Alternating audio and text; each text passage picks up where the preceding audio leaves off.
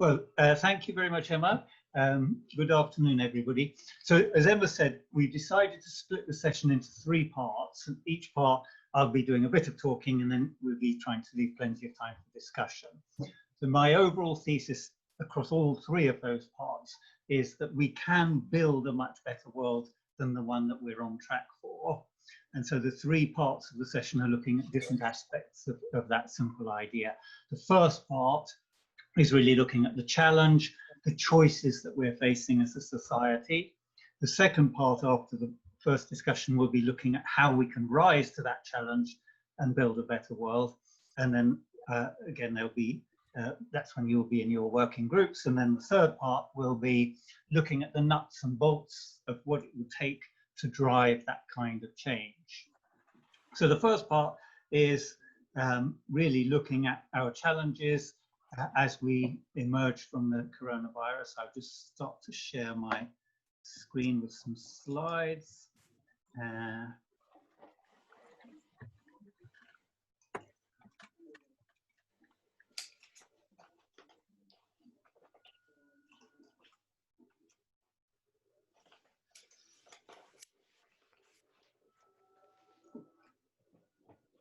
That's showing now, Mark. Okay, good. You can all see that. Yep. So let's begin by looking at the virus and what it could mean, and indeed, the course of the virus itself.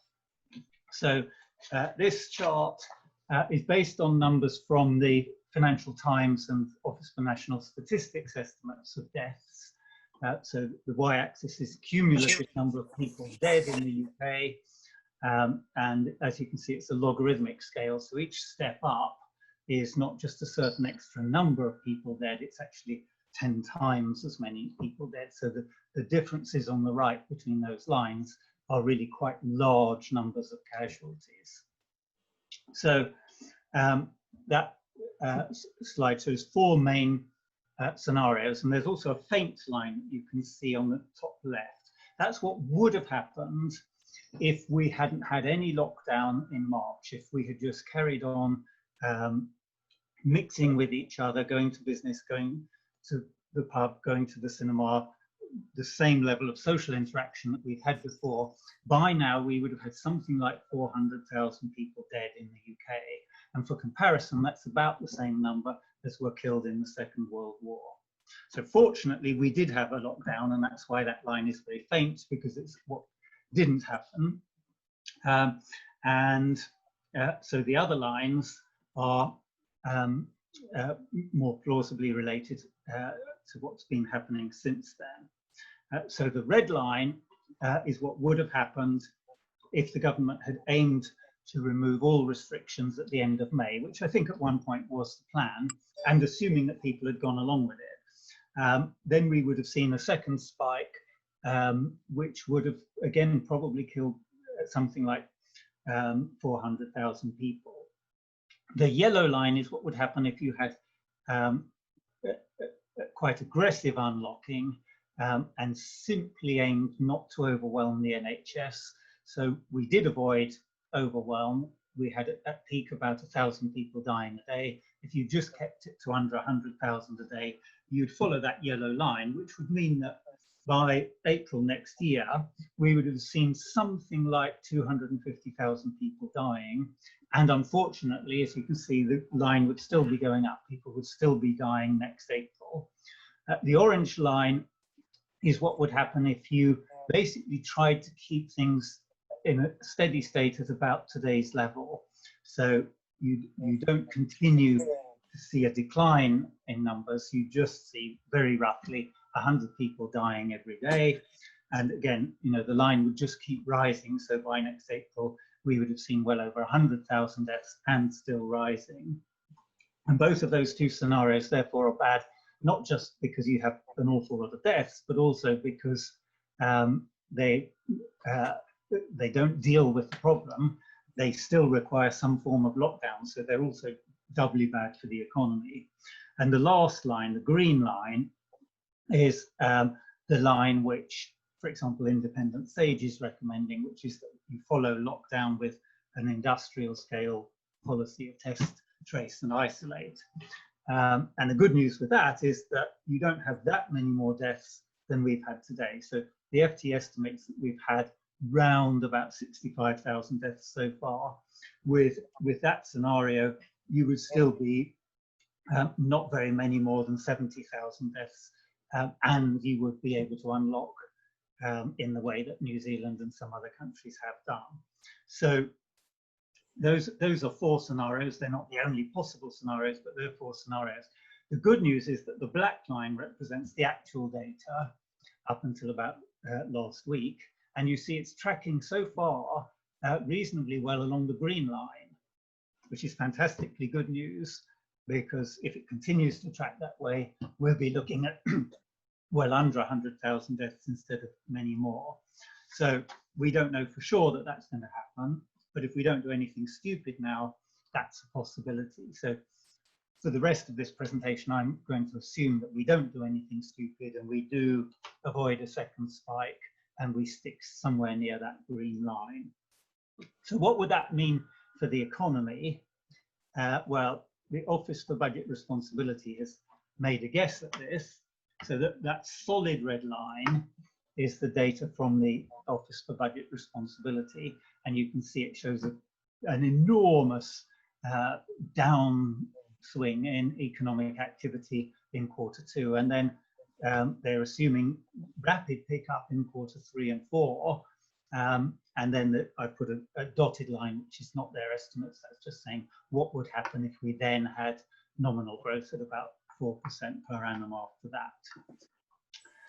Now, for comparison, I put a grey line in there, which is what actually did happen after the global financial crisis. Obviously, time shifted. So you can see that the shape of the 2 lines is dramatically different. The Office for Budget Responsibility is saying, we're having this extraordinary contraction, far worse than anything that we saw after the global financial crisis, but the bounce back is far, far sharper. So that's an odd and interesting shape of curve, if you like. Is that what's really going to happen? Well, the answer is nobody knows, actually. Nobody knows, not even roughly, because so much of it depends on policy. So if you imagine that you had, if the country were run by somebody, a committed market fundamentalist like Jacob Rees-Mogg, we might actually follow something a bit like the bottom of this grey area here, where we, at the end of the year, will have a no-deal Brexit, which the government's analysis says will cause a further significant contraction in the economy, and then follow that with prolonged austerity. So you might follow something a bit like the bottom of that grey area. On the other hand, if we had somebody like Franklin D. Roosevelt or Clement Attlee in charge, we would be expecting some form of New Deal with heavy investment and much more rapid pickup. So we might be looking at something like the top of the grey area. So that difference is absolutely extraordinary, which means we've really got no idea what is going to happen. But if we just think about that no deal end of the spectrum for a moment, in the US, the New Deal involved enormous public investment, job creation schemes, infrastructure construction, all manner of programs to both protect people and protect businesses. And that was what ended the Great Depression. In the UK, after the war, the government of Clement Attlee followed the blueprint that was set out in the Beveridge report and invested very heavily to create the NHS, of course, and the welfare state. And in both cases, both the US and the UK, the results were very good for the economy as a whole, very strong rebound in economic growth, and also much, much better for the typical member of the population. So on the face of it, looking at this picture, it looks like a no-brainer. Why don't we just go for the no-deal option, New Deal option, rather than the no-deal option? Why don't we go for the New Deal option, make those investments and see the benefits? Well, the obvious question is, what would happen to the debt if we did that? So let's just take a look at that. So this chart shows data from the Bank of England, which has very helpfully compiled what they call a millennium of economic history, but they only have about 300 years of data on debt to GDP. But here it is. And the very right-hand end is, again, the Office for Budget Responsibility estimates. So what they're saying is that we're probably just around 100% debt to GDP now. And the issue is, well, is that a problem? Already a lot of people are saying it is a problem. 100% sounds like a big number, and it sounds as though it should be symbolic to go over 100%. But actually that green line across the middle of the chart there, that's the average over the last 300 years. So 100% is not staggeringly high. It's not unprecedented. In fact, it's not even slightly high. It's just about average for the last 300 years. So that really doesn't justify any kind of debt hysteria. And in fact, the debt hysteria in many ways is much more dangerous than the debt. It was debt hysteria that led us into 10 years of austerity, really based on just looking at the very, very right-hand end of this chart and not looking at the rest of the 300 years of history. And in fact, even if we were a long way above 100%, it still actually would be no justification for debt hysteria. So if you look around 1820, that was when the Industrial Revolution really took off in a big way. And you can see that before that happened, debt to GDP had reached over 200%, but it didn't stop the Industrial Revolution taking place. After the war, even more seriously, debt to GDP was over 250%. And it would have been very easy, actually, for Clement Attlee to be persuaded that all this NHS stuff might be a lovely idea, but there's no way we can afford it with debt at 250%. And indeed, you know, looking at the chart, just the historic part from the point of view of 1945, you would say this is unprecedented height of debt. Perhaps we do need to be careful, but he had the courage to invest, and the investment produced growth. So we had, after the Second World War, we had from 1945 to 1980, the golden age of capitalism, which was between those two, the Industrial Revolution and the golden age of capitalism, they were the most successful periods in our entire economic history. As you can see, the growth is actually the best way of bringing the debt down. It fell very, very sharply. In fact, it's as far as I can see, it's the only thing that has ever brought our debt down, is having healthy growth. So actually, we can afford to invest now. We can very definitely afford, and we therefore have that choice between another round of austerity or some kind of New Deal style world. What would that mean for people if we do that? Well, today's median wage, so the typical earner is actually earning at the moment just around £24,000 a year. If we were to, between now and 2050, if we were to follow the trends that we had pre-2010, which in themselves weren't fantastic because that included the global financial crisis and the recession immediately afterwards, but nevertheless, if we just followed those trends, by 2050, then that median earner would be earning nearly £35,000, which is not a life of absolute luxury, but it's much better than £24,000. Conversely, if we were to follow the post-2010 trends for growth and inequality, then they would be earning under 20,000, which is already quite serious.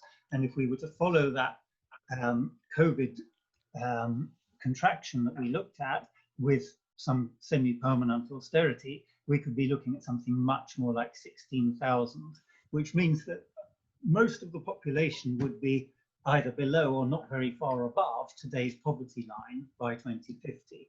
So we would have turned the UK from a prosperous Northern European country into something that looks a lot more like South Africa does today, where you've got a small, very, very wealthy elite who have to protect themselves with private security to keep out the mass of people who are living in or near poverty.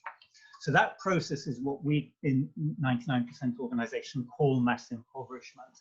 And that's what our reason for existence is, to end that process of mass impoverishment. So we talked about the crisis that COVID has caused and touched on the possibility of Brexit, and we talked about mass impoverishment. We've also got another crisis that we're looking at the same time, which is the climate emergency. And once you factor that in, actually it makes the choice look even more stark. So on this chart, you can see on the x-axis, we've got the same thing as we were looking at before, the median earnings in the UK. But on the y-axis, we've got the cumulative emissions that we've pumped out in terms of CO2 equivalent. So you can see if we just carry on as we've been going since 2010, we will end up in this top left-hand area here, or probably somewhere even worse actually, because that's just an extrapolation. But the chances are that climate change will actually have, as indeed we've already seen hints, serious negative economic effects, and that the poorer people will be the ones that suffer most. So probably that is an over-optimistic picture of where we would end up if we don't change course. On the other hand, if we were to say, no, we're going to have a New Deal and it's going to be a Green New Deal, then we'll veer off sharply to the right here. We get to 35,000 or maybe even a bit higher, and we'll be tackling climate change at the same time. So we'll be living, or our children will be living, in a world which is greener, fairer, and more prosperous than the world that we're in today, and much better than the world that we're currently on track for. So, you know, we've seen some indications that that is a choice. We'll see a bit more about that in the second half. But we've seen indications that this is about choosing to invest. It's not an inevitability. So why don't we simply choose end mass impoverishment, tackle climate change, tackle environmental degradation, reduce inequality, and create that attractive future for the next generation. So that was all I was going to say for the first part. Oh, we've got a few questions already. I thought we might have one or two. Yeah, there's a theme around growth, healthy growth. What's healthy growth? From Dorothy, what's healthy growth? How likely is it given predictions for an aging population and falling birth rates? Also echoed by Stuart, I'd like to ask a slightly different question. What's sustainable growth and how do we determine what that is? That's one theme. Amy is asking, how do we compare debt GDP with other countries? And we've got a comment from Lawrence saying, historically, periods of collapse have been followed by periods of primitive accumulation of strategic resources and attacks on the rights of the population at large. I'm curious what these resources may be. The attacks on human rights are easier to assess. And also Dorothy's made an observation about demand for property is really strong right now with above asking price offers. Clearly a stamp duty holiday may be a factor. A lot to pick apart beneath this headline. So there's some themes there. Yeah, there are quite a few questions there. Yeah. So, there were several questions which are really important questions, which were about the nature of sustainable growth. What does it actually mean to talk about the Green New Deal? And I will dodge those for the simple reason that that's a lot of what I'm going to be talking about in the second half. Oh. If I give a proper answer to them now, then I'll have stolen all my own thunder, and then I'll just have to go away. So, so they are very good questions, but I'll, I hope, tackle them fairly fully in the next section. And if I don't, then ask it again. There was a question about how the debt compares with other countries. The answer is that there are lots of countries that have debt which is considerably higher than 100%, probably most notably Japan, which I think is well over 200% and has been for a long time.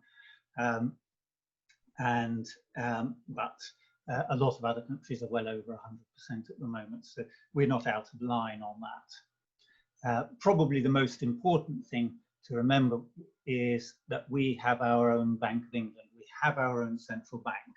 So when we have a problem, that bank does and has done create money. So we call it quantitative easing, which stops people thinking that, well, we're just snapping our fingers and creating money. But actually, if you go on the Bank of England website, they explain how it works. And that is exactly what it is. We have a fiat currency. The Bank of England can simply create currency, create money, and it does that. Our government actually can't run out of money. There are other things it can run out of, but it can't run out of money. And the Bank of England has already created almost £750 billion of quantitative easing. I think last time I looked, it was £745 billion worth. So our GDP is about 2 trillion, and £750 billion is quantitative easing money the Bank of England has created, which it has created largely to buy government bonds. So of our roughly 2 trillion in government debt, £750 billion is owed by the government to the Bank of England, which is part of the government. So it's money that the government owes to itself. So it's a bit like I should warn you, Mark, we may have some people from the Bank of England actually in this meeting. Just excellent. Well, it's nothing, I've been nothing but complimentary about the Bank of England and its excellent data sets and the clarity of its explanation on quantitative easing, which actually is very good. It is a very good paper. If anyone's interested, I would strongly recommend reading that, and I'm sure anyone from the Bank of England would agree with me. Now, let's think, what was the next question? There was an observation from Lawrence. Well, it looks like it's got a question embedded in it, which is about periods of collapse being followed by periods of accumulation of resources and attacks on the rights of the population. Yes. It's easy to see the attacks on human rights sometimes, but what are the resources that may be being accumulated in the people? I think that's right. Lawrence, do come off mute and jump in if I'm misinterpreting what you're asking. No, that's it. I was very curious about where you see, if you do see, I mean, it's a difficult angle to make a guess on, but where are because it's linked in part to property, yes, amongst other things, that is a piece of resource, but you know, where are the likely areas of primitive accumulation going to be post-pandemic? Well, I mean, we can already see that to some extent there's been a big explosion in crony capitalism. So the government has, in the last few months, put out large numbers of very large contracts, you know, 108 million here, 108 million there, to tiny little firms with no trading history. So there was a firm called Pestfix, which I don't know if you're all aware of this, which got, oh, you're very aware of this, I can see, which very aware of that, yes. Awarded a huge contract. I've forgotten what its assets were, but you know, maybe something like £18,000 in assets or something. No trading history in providing personal protective equipment for hospitals, but they got this enormous contract.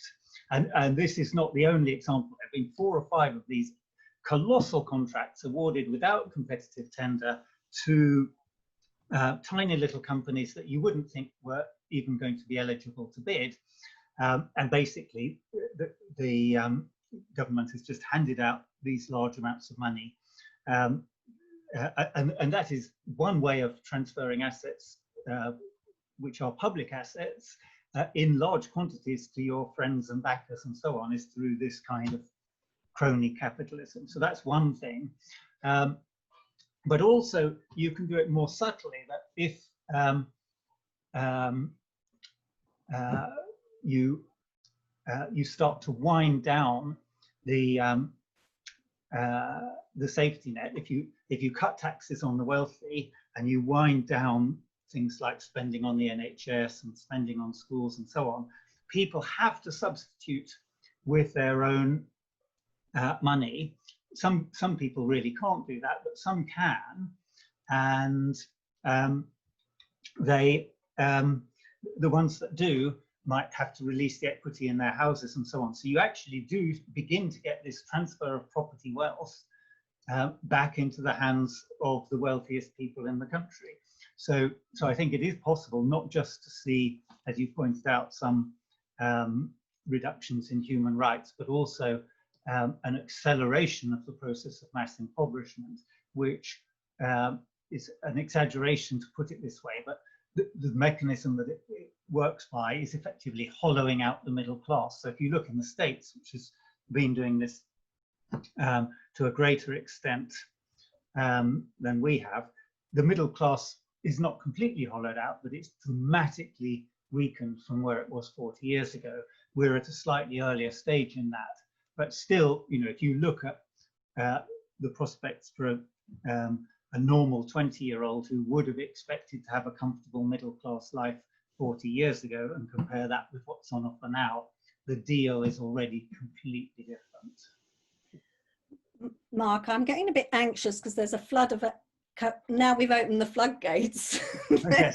There's a flood of additional questions, and I know Yes. that you want to get on to the kind of so what of all of this. Yeah. How much time, how many more, for more questions do we have, do you think? Well, I could do 2 more questions if that would work. Yeah, okay. I'm just looking for themes. I mean, some of them are questions about the nature of your analysis. So maybe if we just capture those and, you know, we can answer those in writing or come back to people around whether you've factored in interest rates, productivity, etc. There's, oh, somebody's dog. Sorry. Don't worry. I'll mute him. Don't worry. There's a question here from Conrad, which it says, it sounds like you're a believer in monetary theory. There's probably going to be a global swing towards monetary economics. But if we can be sanguine about the debt impact, if the Bank of England is viewed as issuer of currency, where do you stand on the risk of inflation? Well, that's a very good question, because that is where the constraint comes. There's no technical limit on how much money the Bank of England can create. And it does literally create it almost at the snap of the fingers. It's just a couple of keystrokes. But what the Bank of England cannot create is productive capacity. So actually the wealth of the economy is related to the amount of valuable goods and services that we can all collectively produce, and therefore we can all collectively consume them. And you can't create that productive capacity at the snap of the fingers. So you could get inflation in 2 ways. One way, both of which have the same underlying cause, that you've got more money chasing goods than you've got productive capacity, goods and services, then you've got productive capacity to supply them. So you can create inflation in 1 of 2 ways. The less damaging way is that you have plenty of capacity, but you have even more money chasing it, which is not a disaster, but it's not great, because you've got you are actually getting richer, but you've also got inflation over the top of it. And that actually did happen during the golden age of capitalism. Everybody got a lot richer after inflation, but nevertheless, the rate of inflation was much higher than it's been since then. The bad way of creating inflation is that you allow a lot of productive capacity to be destroyed. So that's the real risk now. We're in a recession. The government had put in place, not perfect by any means, but actually not bad, protection for businesses and individuals, and was trying to protect too many businesses from going out of business. And as they look to unwind those, and we don't know yet what they're going to do, but if they unwind them in a clumsy way, we could easily see a collapse in productive capacity. And that really is a disaster, because then you could get stagflation, which is the combination of no growth or even contraction in the economy with inflation. And that's just the worst of all worlds.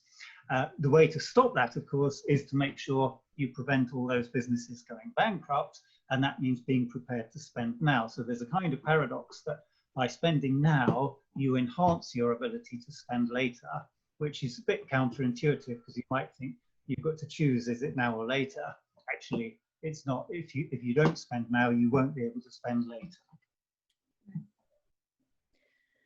There's a question also that I missed earlier from Paul, who says, fascinating, thanks. What's the expected rate of AI and automation in your analysis? I'm aware that half our clients are saying that COVID-19 highlights that the biggest risk to business continuity is humans, which doesn't bode well for jobs, medium wages. So this is the impact of, Yes. I presume, of automation and AI. Do jump in, Paul, if I got that, misinterpreted that incorrectly. Well, I mean, I think this is a really serious issue.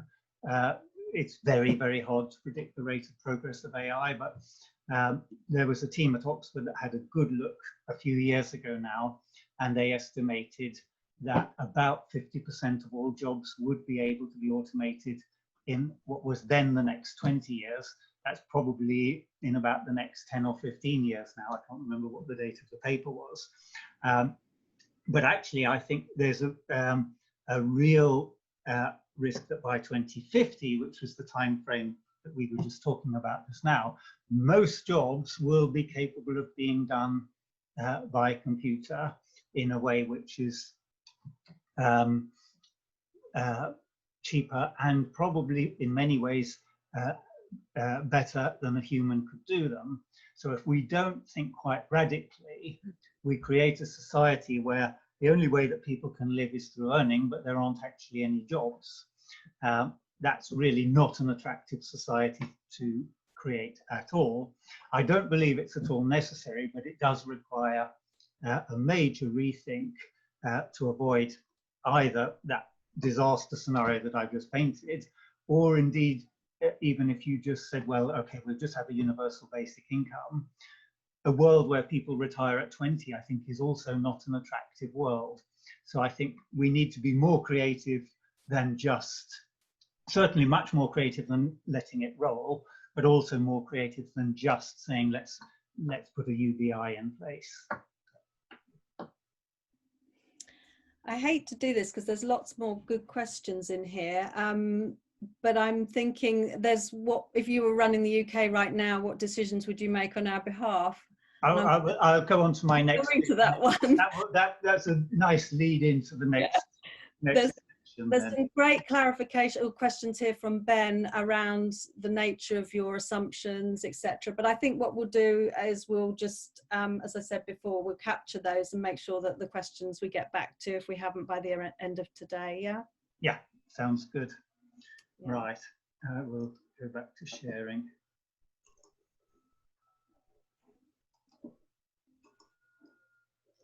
Okay.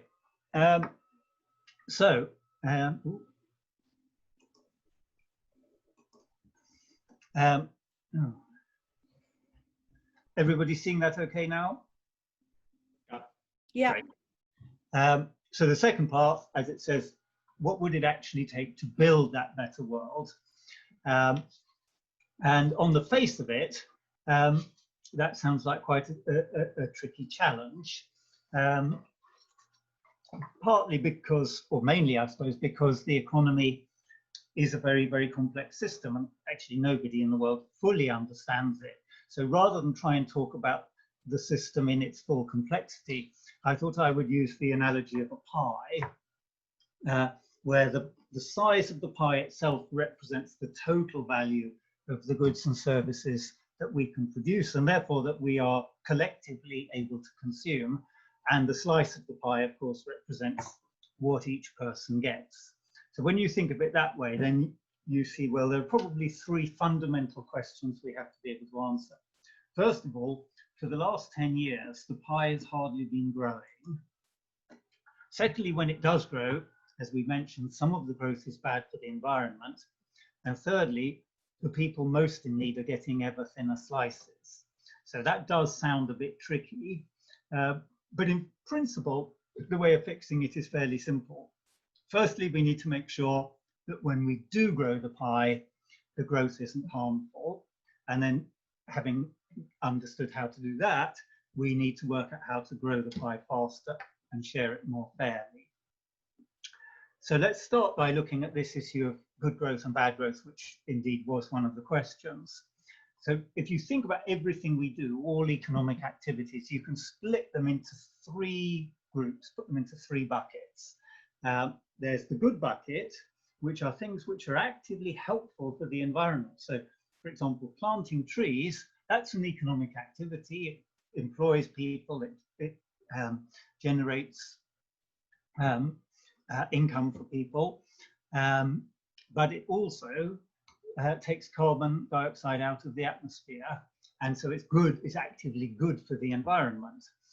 If we insulated every house in the country, that would be good for the economy. It would provide jobs, it would keep people in work, it would help provide jobs for people who haven't got PhDs in mathematics, but it would also be actively good for the environment. So we've got that, the first bucket, if you like, that's the good activities. Then we've got activities which are in themselves very valuable activities, but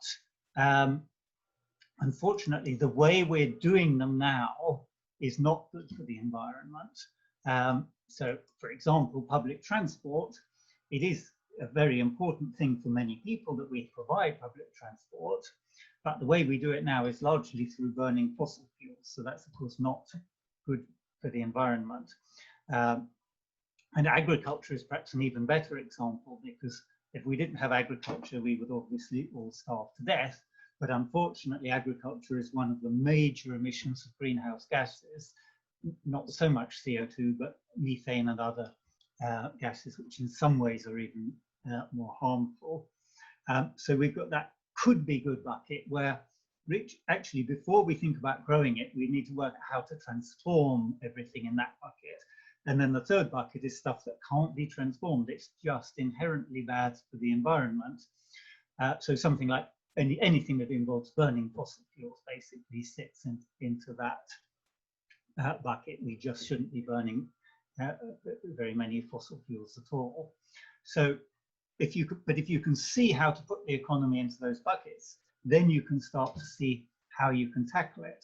So this is a picture of the UK economy that way, where the x-axis is the contribution of each of those sectors to GDP, and the y-axis is their contribution to CO2 emissions. So the green are the good bucket, the amber are the could be good bucket, and the red are the bad bucket. And so actually this is a good news picture, because you can see that something like 80% of our economy is in the good bucket. It's either already close to carbon neutral, or it requires very, very minor transformation to become carbon neutral. So with hardly any work, if you like, we could be looking at growing a lot of those sectors. The other 20% is much more problematic, that if we just grow it as it is, we would massively increase our carbon emissions. So we would need to work on transforming those activities, and only then could we think about growing them. But fortunately, we can see the kinds of steps that are needed in all of those. It doesn't require things that nobody can think of or nobody's invented yet to transform those. It might require serious culture change in some cases, but we can see what the steps are. So if we were then to say, okay, the plan for the economy is we're going to grow the green stuff, we're going to invest heavily, but not in growth, in transformation for the stuff in the could be good bucket, and we're just going to shrink the bit which is fortunately very small, which is in the bad bucket. That will be very good for the environment, because you can see how you could grow horizontally but simultaneously shrink dramatically vertically on this chart. Very good for the environment, good for the economy. And that leads then to the question, well, what about people? Because we started out by talking about mass impoverishment. How would that solve mass impoverishment? Well, mass impoverishment's a bit, policy formulation is a bit like, it's a bit like the economy. In detail, it's very, very complex. But if you think about it, there are only 4 types of policy. Every policy either grows the pie or it doesn't grow the pie, and it either shares it fairly or it doesn't. So that gives us a picture like this, where on the top right, we've got shared growth policies that do both, grow the pie and share it fairly. So for example, in this country, we haven't been spending very much in recent years in fundamental research and development, even though that's a key engine of productivity. We've been underspending on infrastructure, on education, on healthcare. All of those things are good for everybody, and they're good investments that we just haven't been making enough of. We've also got captured growth policies. So the discussion on AI relates to that, that if you automate very aggressively, it could be good for the economy. It might enable us to produce more goods and services more quickly, more efficiently, etc. But it would be good for the economy as a whole. It could be very good for the people who own the robots or who own the software. It would be good for customers, but it would produce casualties as well. All the people whose jobs have just been automated would be major casualties of that kind of thing. So those we call captured growth policies. They do grow the pie, but they share it unfairly. And they need balancing because they do create casualties. So that brings us on to these type 4 policies, whose purpose is to balance the type 1 policies. So they are things which in themselves don't necessarily grow the pie, but they do help to share it fairly. So in combination with a type 1 policy, if you imagine it, if you get the right combination of policies, a type 1 policy plus a type 4 policy can become like a type 2 policy, that it's good for the economy and everybody benefits. So ideally, we would like to see a portfolio of policies which cover those 3 in a suitably balanced way. What we wouldn't want to see are any vulture policies which neither grow the pie nor share it fairly. So at the moment, there's a clear vulture policy that we may be heading towards, which would be a no-deal Brexit, where the government's own analysis says a no-deal Brexit would shrink the pie quite significantly. Well, if you shrink the pie, somebody's slice has to shrink with it. And if you think about realistically whose slices are going to shrink when you have that sort of thing, it won't be some of the hedge fund managers that funded the Brexit campaign. Some of them will do extremely well out of it. It will probably be the most vulnerable in society who will suffer from it. So really what we want to see is much, much more in the way of shared growth policies, and we want to get rid of the vulture policies altogether.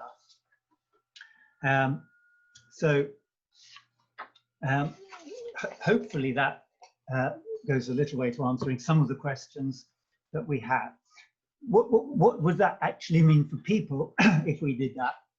Well, it doesn't produce utopia, but it's very credible that it could at least take us to that back to that chart and mean that we've chosen that left-hand one of the 4 scenarios for 2050 there, where we haven't made everybody's life a life of absolute luxury, but we have made it much more comfortable today. We have created a future for today's younger generation, which is actually attractive, which, just as, you know, when I was 20, I had every expectation that I would be better off than my parents, who in turn had that same expectation in relation to their parents. Our children are not currently expecting that, but they could be expecting that. So that's, if you like, talking about top-down policy change and so on.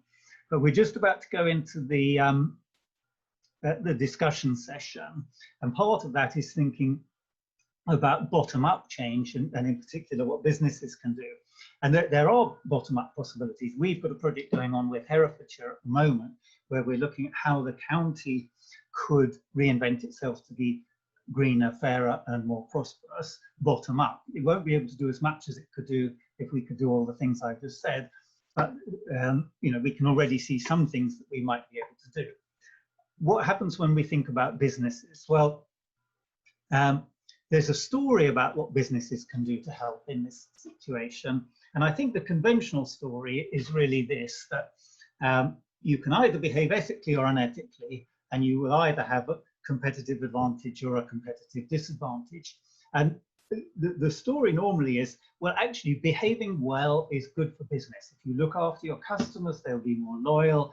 If you look after your staff, they will more than repay that with their ideas and their commitment and so on. And if you're a good corporate citizen, more generally, you will be rewarded.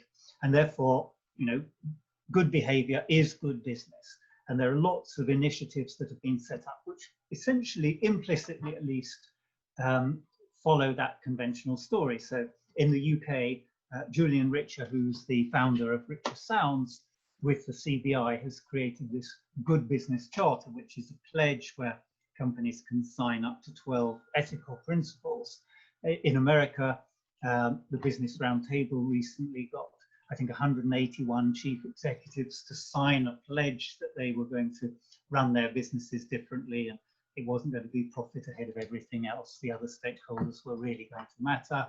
And in both the US and the UK, there are these B corporations, which some of you may have heard of, which again, it's a kind of guarantee that you're behaving ethically. And it's certainly true, there are examples of businesses that have been successful by behaving ethically. So Julian Richer's own company, Richer Sounds, is a very good example. Or I tried to find out what were the top 10 ethical brands in the UK, and it was companies like Pucker Teas, Neal's Yards, Triodos Bank, and Ecovar. But if we look at the really, really successful companies, what do we see? Well, again, very recently, 5 companies now make up 20% of the entire S&P 500 index in the US. Those companies are Facebook, Apple, Microsoft, Google, and Amazon. Those companies, so that's a fifth of the entire market capitalization of listed companies in the US. Those companies are all under investigation right now by the antitrust subcommittee of the House of Representatives, I think it is, for anti-competitive behavior. So they are the 5 most successful companies in America. Are they the 5 most ethical companies in America? Well, I sincerely hope not. So what's really happening here? What's really happening is that conventional story doesn't really tell the truth. In practice, the 5 companies that I've just mentioned sit right down here. They're hugely successful, much more successful than Neal's Yard and Triodos Bank. But they haven't done it by being more ethical than them. They've done it by externalizing their costs. So if I'm running a business unethically, and let's say Emma is running a business highly ethically, we're doing roughly the same thing, but whereas she pays her staff a living wage, I don't. She pays her taxes. Mine, of course, I pay them, but they're very tiny because I've routed all my profits through the Cayman Islands. She runs her business in a carbon neutral way, whereas I pollute quite heavily, but I don't pay to do any of the cleanup. My cost base is quite a lot lower than Emma's, and so my reported profit is quite a lot higher than hers. And if nothing happens to change it, then actually she is really heavily penalized for behaving ethically. And so the playing field simply isn't level. So let me just tell you quickly before the session a personal story. I was still in consulting, a friend who was sitting on the board of one of the larger businesses in the UK. And at that time, roughly 5% of all the disposable income in the UK found its way into the revenue line of that particular business. So I suggested to my friend that since he was sitting on the board, he could prompt a discussion as to whether that business should campaign to raise the minimum wage. And my thinking was this, that, of course, their cost base will rise, but 5% of all the extra wages in the UK will come into their revenue line. So yes, they'll be paying out more, but they'll also be getting a lot more revenue in. And if they've got a smaller percentage of people on minimum wage than their competitors, their cost base will rise, but their competitors' cost base will rise even more. And so in the long run, their profit should rise. And in fact, if they had fewer than 5% of their staff on minimum wage, their profit would rise immediately because the revenue would outweigh the profit impact. But unfortunately, that idea was too counterintuitive. The idea that a business would actively campaign to increase its own cost base So they never had that discussion. I never got the data to be able to work out whether it would have made commercial sense or not. But the point is clear. The more ethical your behavior as a company, the more you're potentially at risk from an unethical competitor. So when you go into your sessions, do think about the conventional story, you know, what could we do which is ethical behavior, but also think about the other story. What could we do to level the playing field? So Emma has a plan for you. Yeah, there's been some more questions, Mark, but I think for the sake of time, let's press on, and then maybe people will get a chance to ask them in the breakout groups, or we can ask them at the end. Yes. We're going to send you into breakout rooms now. The question is, what can you do in your own businesses? What can you do? It's the ground up question that Mark posed just now. What do you want to do personally that's different, or what do you want to do that's different in your businesses? Each breakout group will have a facilitator in it. We'll see how time goes, but somewhere between 15 and 20 minutes. The intention is 20 minutes. And then we'd love to bring everyone back and share ideas, hear what ideas came up, hear what the conversation was about. And even if you just want to spend some time sense making of everything that Mark's just shared, that's absolutely fine with us as well. Mark, I think you're going to jump into different groups as well in case people have got questions. So you may or may not have some time with Mark, and then he might get whisked away to the next group. So when the breakout groups are ready, I think we're ready. Yeah, ready to go. Okay. Thanks. Cut off at our prime. Always. Always, yeah. So, hi, is everyone back? Yeah, I know we had a few people who had to go. A few people had told me they had to go as well. So I think we might be a slightly smaller group. Hi, Claire. I think I think you and I somehow got swapped or something. I don't quite know what happened there. A good swap for my team, I'm sure. So that's all right. So, and Mark, are you back? Yep. There you are. Great. There I am. So I thought it'd be really nice to just hear 2 or 3 themes from each group and just hear any insights that the group wants to share. And I'm just searching around, so I'm going to just call in on a facilitator to go. Helen, sorry to put you on the spot, but would you mind going first? Thank you for that. So I was just scribbling.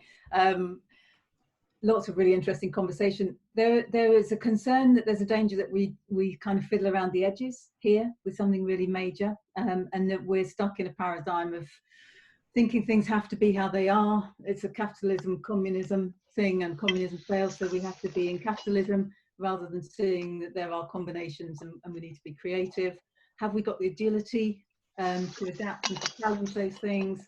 And can we challenge the system itself? And how do we do that? And how do we collaborate to disrupt things? And what's the backlash on that, you know, in terms of social unrest? And I think a big thumbs up for public investment in fundamental infrastructure. I think that was it. Great, thank you. Clint, if you're there, how about your group? What were some of the themes coming back from your group? Really good. I'll just pick up 2 or 3 and then the rest will come through a note. So echoed the paradigm shift. Ours is more about having to change the narrative so that we're not, as you know, just conditioned to be consumers in an economic structure that doesn't serve us all as well as it should do. So we got into that, and that was really based on a challenge of, you know, is there something inherent in human nature that's got us to this point that it needs fixing in the first place?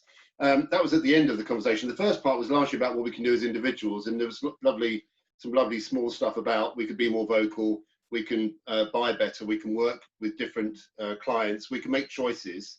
There is a risk now, of course, in this economic situation we're in now, that our choices will get reduced in terms of who we can work with, and particularly, you know, who we can get employed by. But there's some lovely stuff about the power of the individual, the power of the collective, and also challenging the overall paradigm. It's good. Mark, jump in if you want to respond to anything. Well, I agree with that. I think, you know, there's definitely stuff we can do as individuals, but there's a lot more we can do as a collective.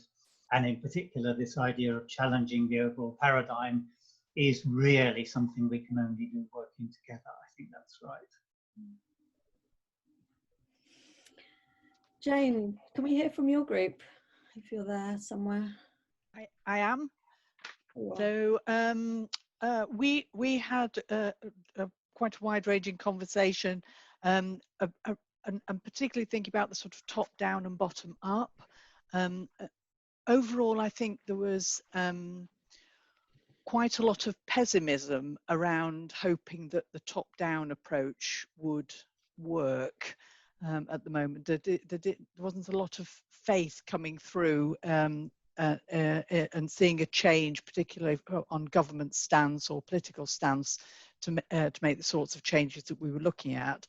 But there seemed to be more optimism around a bottom-up approach.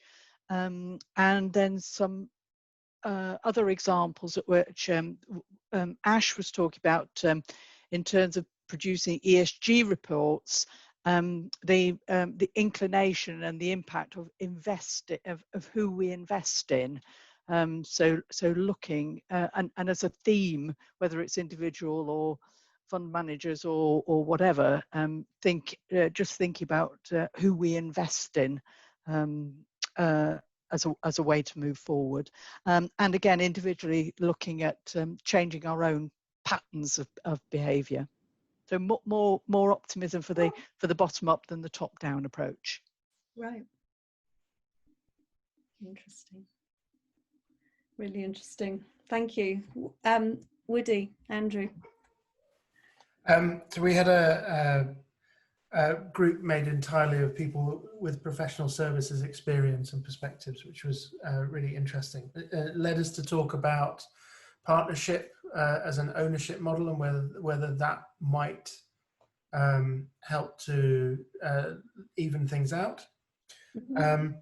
And then it led us to a place where we thought that somebody made the point that people don't join law firms necessarily entirely because of the money, and there's an idealism that's with them at the start of a career that maybe is squeezed out of them as they move up the chain to become partners. So it led to a nice idea, I think, of making space for the idealism of youth a bit, and encouraging people, you know, not to be focused and measured entirely on billable hours and efficiency and production at the start of their career. So allowing the youth to be young,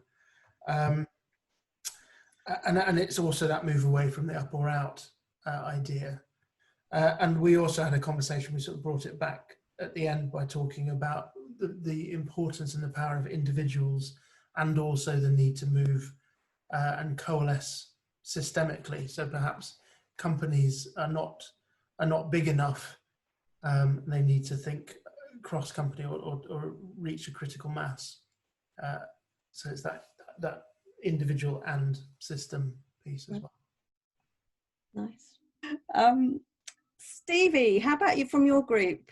From our group, so there was the exact same language as Jane. There was top down and bottom up. It's essential top down, bottom up. And actually, I thought, maybe I'm deluded, but I thought it was quite a positive conversation in our group. You know, people talked about what must underlie it is people must have decent work. There must be inclusiveness, equality.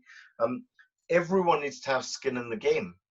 And then Ben, who's I think had to go, talked about there's the need we have to create incentives, and the top down was almost the state needs to create incentives, whether that's incentives to invest in green technology or green practices.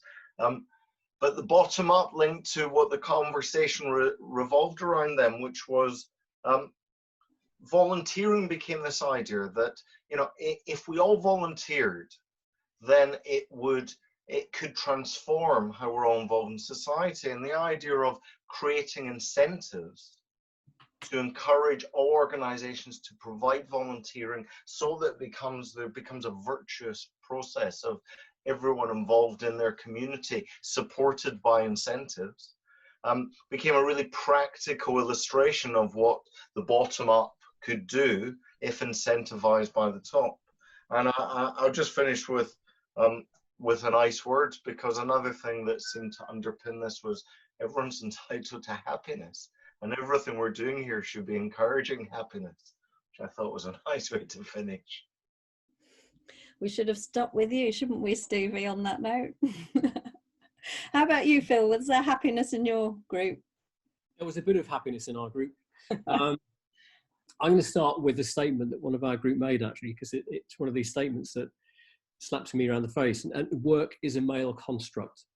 This is building upon Mark's latest comment.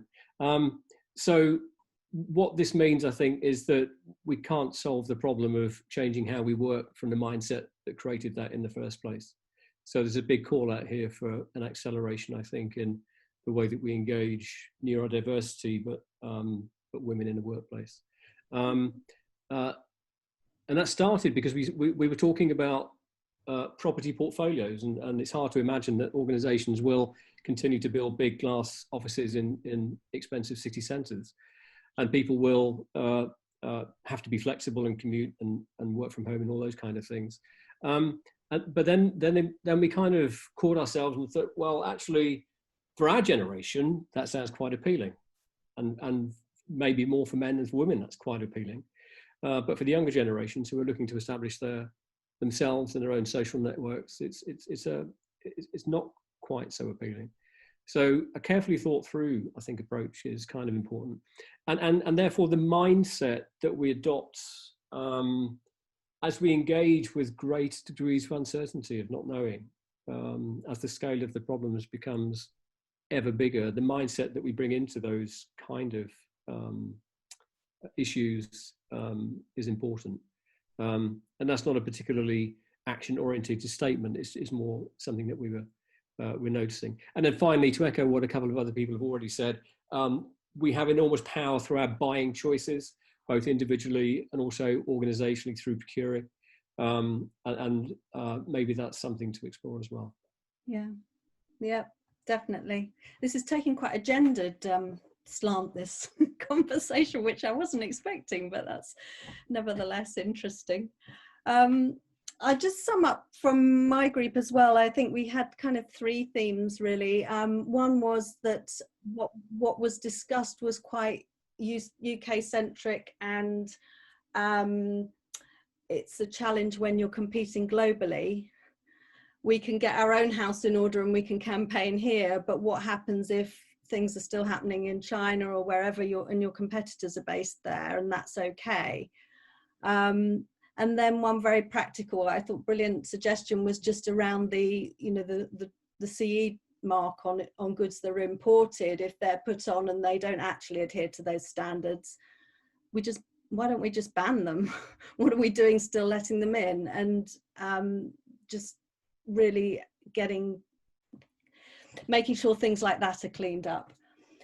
We also had a bit of a conversation around the need for developing and recruiting more sustainable leaders. So leaders able to think on more dimensions than, the dimensions that you laid out today, Mark, rather than just perhaps what might be more traditionally thought of as the axes that you need to manage and lead a business on. And I think there was more or less some, I don't want to say universal because I'm not speaking for everyone, but quite a few people just feeling that the politicians and the leaders and the government that we've got, what do we do to change that? How do we attract in some, better thinking? Maybe I'm self-projecting here a bit, but yeah, that was from us. So I think we've got 10 minutes left before we close at 6:15, Mark, if you want to try and pull all of this together in some kind of magical way. Well, yes, what I wanted to do was just to finish, and it probably will be about 10 minutes, by just talking about the practicalities of what needs to happen to make those sorts of changes that we've just been talking about. So let's see. Wait a minute, I've forgotten to share this. Talk amongst yourselves whilst we... Yes, well, I struggle with the technology. Share screen, there we are. That's what I want to do.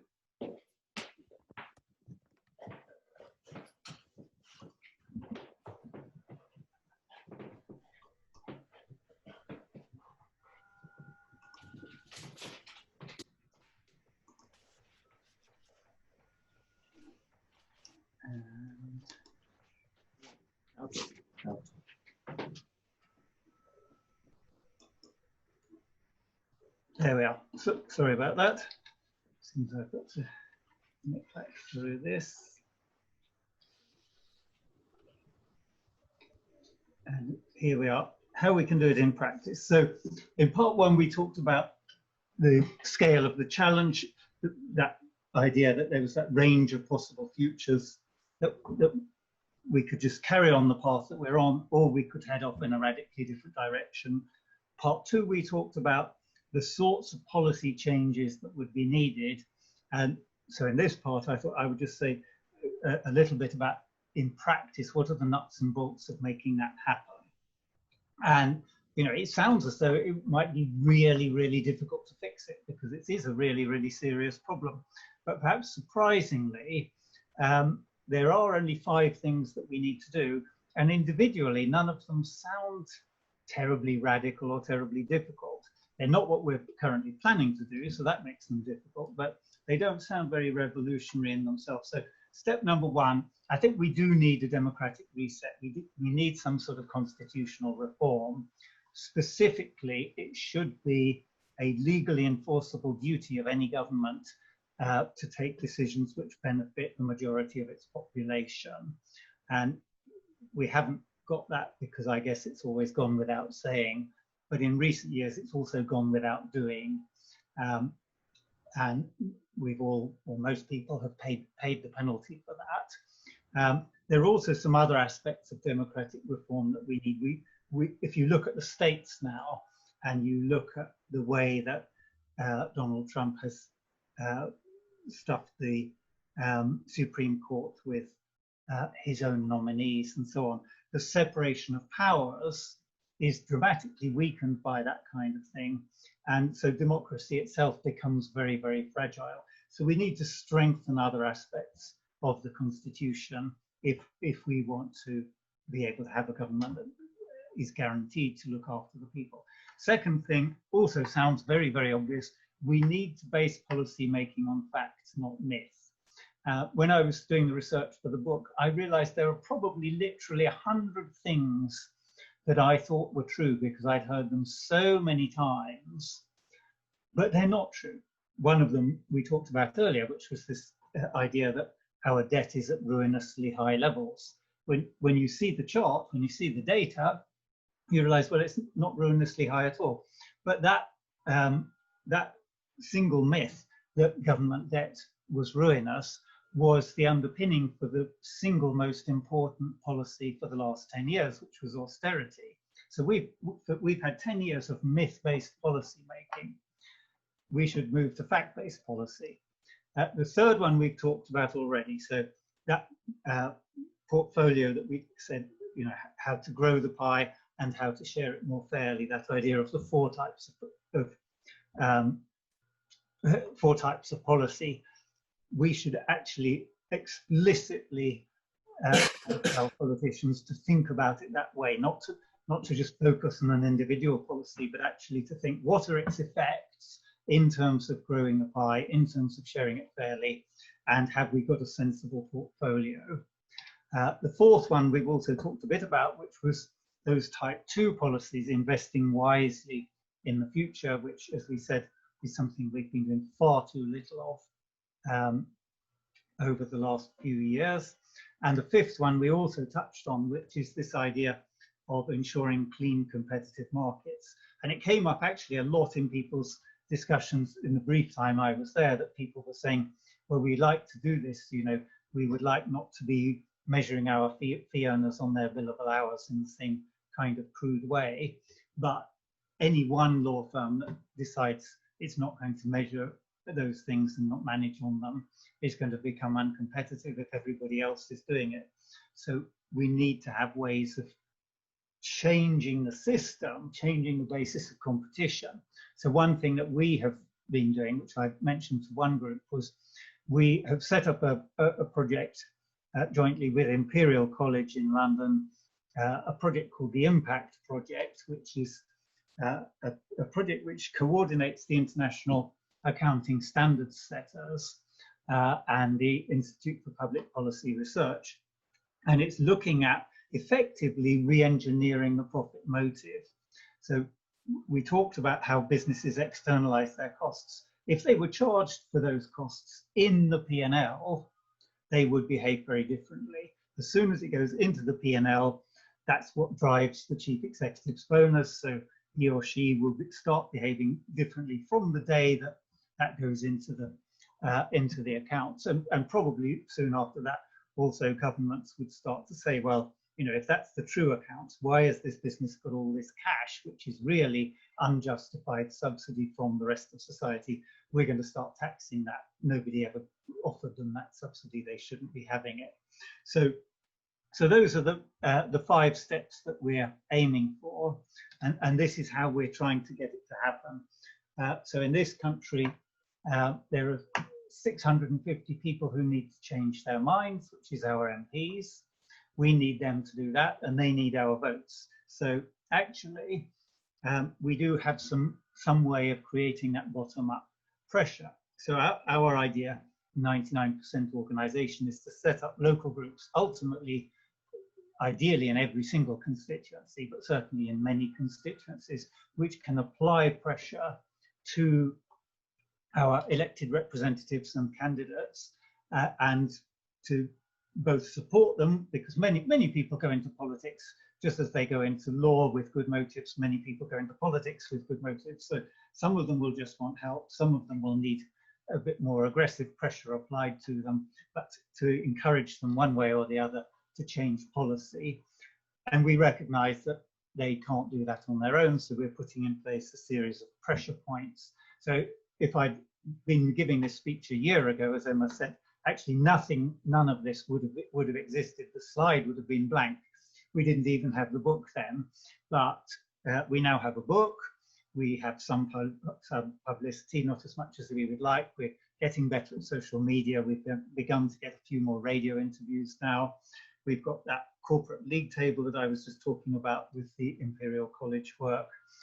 We've got this bottom-up project that I mentioned earlier with Herefordshire 2030. So gradually we're putting in place things which give people information and ways of making the argument more strongly so that they can change policy. So it does need top-down change, but it needs bottom-up pressure to create that top-down change, and that's what we're working on. So thank you all very much for listening and for your questions. We need your help, so please do join up. You see the little link at the bottom there. It literally takes 30 seconds to join up and become part of that change. Thank you very much indeed. And thank you, Mark. That was just fantastic. Yeah, that was just an amazing afternoon. I feel like we've only just scratched the surface of everything that needs discussing, and there's loads more questions in the chat. Yes. So just to remind people, we will post a recording of this and share the link. We'll capture the chat and the questions. I'm really aware that you've asked some more questions that we haven't got to, so we'll go through those. Mark and I'll share them with you, Mark, and we can make sure that they're answered. The meeting officially finishes now, so if you want to go. If you want to stay around, hang around, chat, grab a coffee, grab a glass of wine or whatever, then you're very welcome. We're not going to have a hard stop where suddenly everything just disappears on your screen. So do what you need to. Thank you again. Thank you, Mark. Thank you, facilitators. And yeah. Thanks very much. Yeah.